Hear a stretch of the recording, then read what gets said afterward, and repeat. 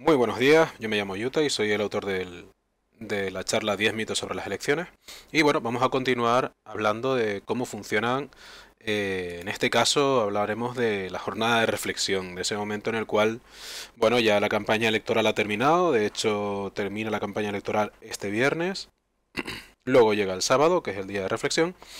Y hasta ese momento la verdad es que, bueno, esta viñeta de J.R. Mora de alguna manera ilustra cómo se queda uno de magullado y de confundido después de toda esta, bueno, de toda esta avalancha, ¿no?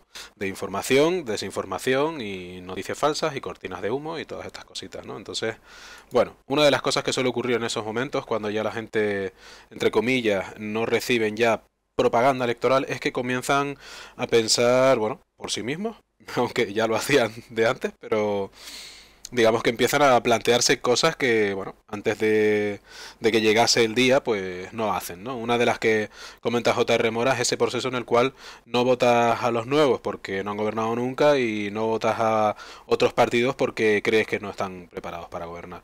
En este caso, como explicamos en el vídeo anterior, no se trata tanto de la experiencia que tengan ni de si han gobernado, pero sí que se trata mucho de ver si sus promesas en los programas electorales son coherentes con lo que han hecho en el pasado. Y al fin y al cabo es bastante sencillo encontrar, buscando el nombre y apellidos de alguien que aparece en la lista de un partido, y ya dijimos cómo se puede hacer eso, pinchando en el mapa ese interactivo.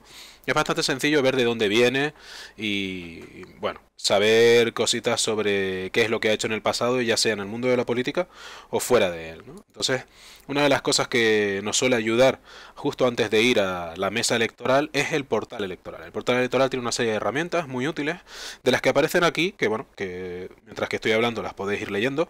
Yo destacaría dos de ellas. Primera, si no te llega la tarjetita a casa, saber en qué mesa electoral, con pinchar en este link de aquí podréis consultar cuál es la mesa electoral en la que os toca votar.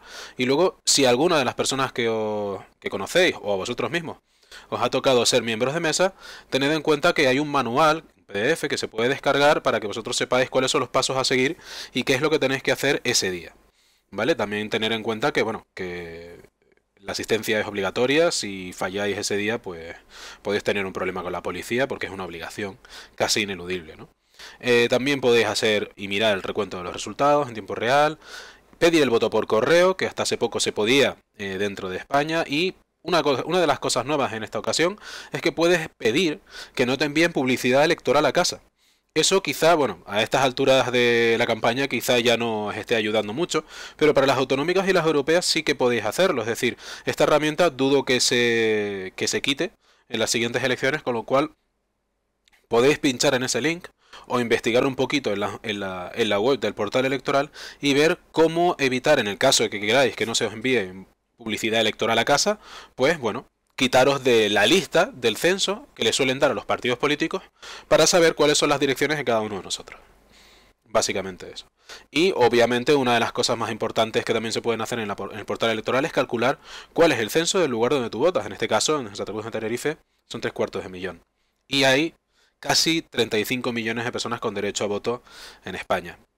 ¿Quién es quién en la mesa electoral? Es decir, ¿hasta qué punto cada uno de los actores ese día tienen poder o no, tienen voz y voto y cuáles son sus responsabilidades? Bueno, esta tabla intenta resumirlo. La verdad es que puede parecer un poco engorrosa, pero es bastante sencillo.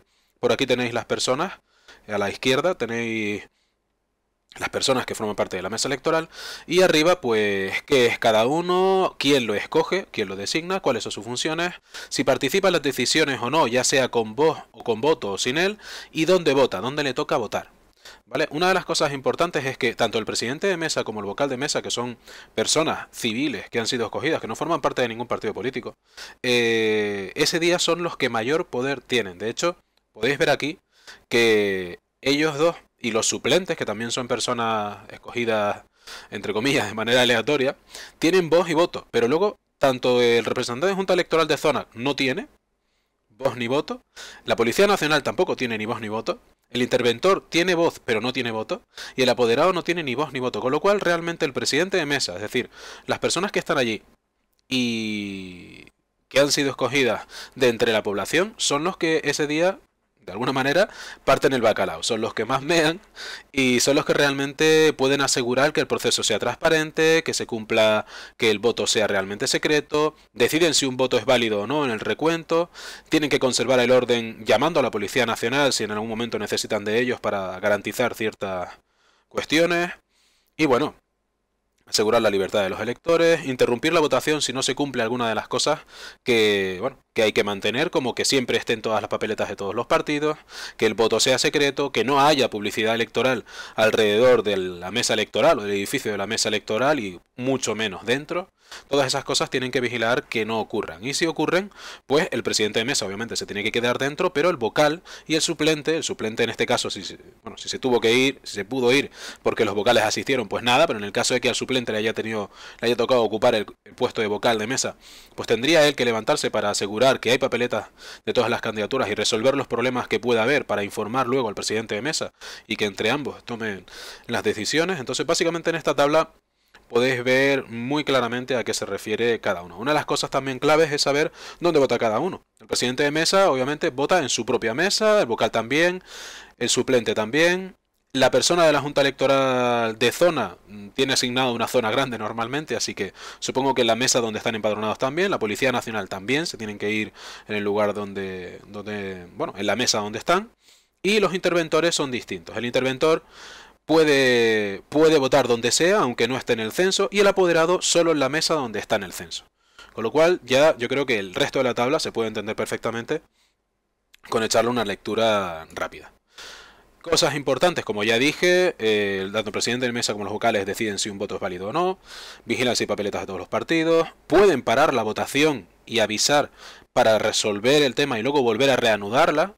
Y bueno, aquí tenemos una herramienta muy útil que es, bueno, el listado, el directorio de teléfonos de todas las juntas electorales de zona del país, para que cualquiera de nosotros que podemos llamarlo si hay una irregularidad o ellos puedan contactar y avisar a un representante de la Junta Electoral para que haga, bueno, pues entre comillas a veces el trabajo sucio que un presidente de mesa o un vocal a veces no puede hacer porque están, a lo mejor hay mucha gente en la mesa electoral, están hasta arriba de gente votando y a no ser que sea algo grave, con lo cual se tengan que parar las elecciones, pues no se pueden levantar. Entonces ya los casos que dije anteriormente de publicidad electoral, que no hayan papeletas suficientes o que no hayan papeletas de cierto partido, en esos casos sí que hay que parar la votación. De hecho yo lo he hecho varias veces sin ser presidente de mesa ni vocal, simplemente como persona que va allí a la mesa a votar, me he dado cuenta de que faltaban papeletas de partidos y he pedido que se parase la votación para poder buscarlas y volver a reponerlas. Una cosa importante, como digo, tanto el presidente de mesa como los vocales están por encima de interventores y apoderados, es decir, están por encima de los representantes de los partidos políticos que aparezcan por allí en la toma de decisiones. Esto es muy importante, porque la mayor parte de la gente cree que ese día, aparte de tener una responsabilidad enorme y pegarse un montón de horas allí, pues de alguna manera los representantes de los partidos políticos los van a tomar como el pito del sereno y van a hacer con ellos lo que quieran. No, ustedes son los que realmente deciden qué es lo que ocurre, qué es lo que se hace y cómo se hace y son los mayores responsables también, porque vosotros tenéis la capacidad de toma de decisión. Y bueno, ahora que ya entiendes cómo funciona la mesa electoral, muchas gracias por haberme escuchado. Si conoces a alguien que hayan escogido para ser representante de mesa o vocal o suplente, pásale este pequeño vídeo y pásale el PDF que publicaré y que está en la descripción. Hay un PDF con el que puedes cliquear en todas estas cuestiones. Importante que sepas que, bueno, este miércoles tendremos un directo de Instagram en el que resolveremos las dudas que se te ocurran.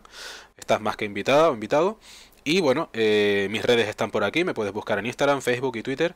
Y si se te ocurre compartir esto u opinar sobre ello, pues por favor usa el hashtag 10mitoselecciones y cítame para que poder darte un poco de feedback o incluso darte difusión y establecer un pequeño debate sobre el tema, que siempre es muy sano y así aprendemos todas. Muchas gracias y nos vemos en el siguiente vídeo explicando los 10 mitos sobre las elecciones. Hasta luego.